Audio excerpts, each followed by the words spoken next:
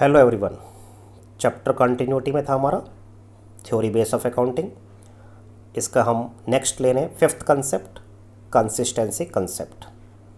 According to this concept accounting principles and methods should remain consistent from one year to another.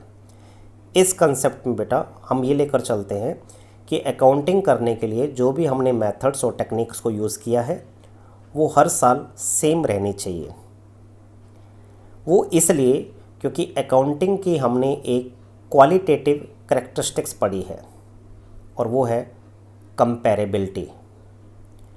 कंपैरेबिलिटी means accounts हमारे comparable होने चाहिए और वो comparable तभी होते हैं बेटा जब आप अकाउंटिंग के लिए सेम मेथड्स और सेम टेक्निक को यूज़ करते हो। कंपैरेबिलिटी दो तरह की होती है बेटा, inter firm comparison and intra firm comparison.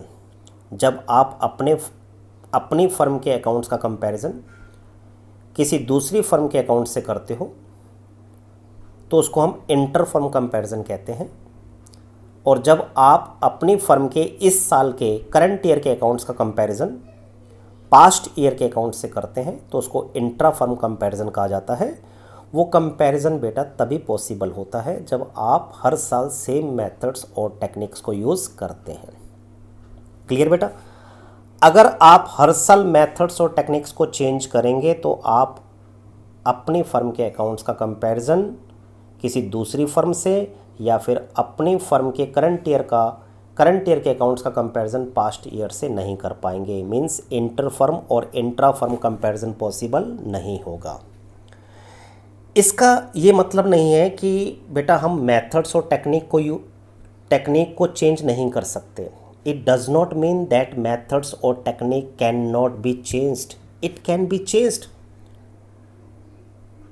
Change कर सकते हैं बेटा हम, लेकिन चेंज कब करना चाहिए? बेवजह चेंज नहीं करना चाहिए। चेंज करना चाहिए अगर लॉ एक्ट में कोई चेंज आया है, अकाउंटिंग स्टैंडर्ड्स में कोई चेंज आया है तो उसके अकॉर्डिंग फिर हमें अपने मेथड्स और टेक्निक को भी चेंज कर लेना चाहिए।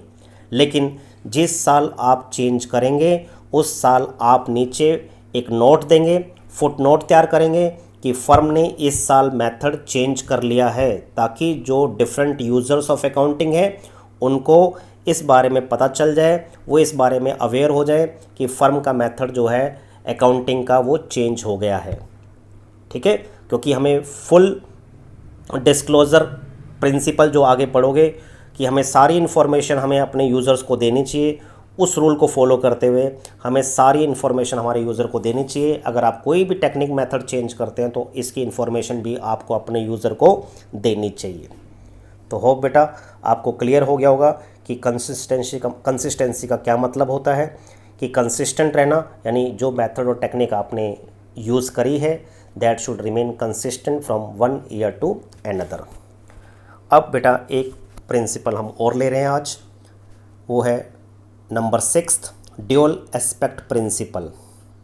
डुअलिटी प्रिंसिपल इसे हम कहते हैं। इसको हम डबल एंट्री सिस्टम भी कहते हैं।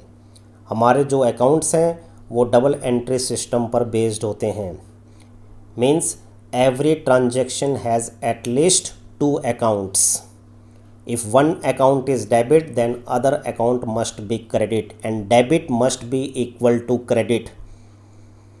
तो बेटा हर ट्रांजैक्शन के 2 एस्पेक्ट होते हैं। अगर एक एस्पेक्ट डेबिट है तो दूसरा एस्पेक्ट क्रेडिट होना चाहिए।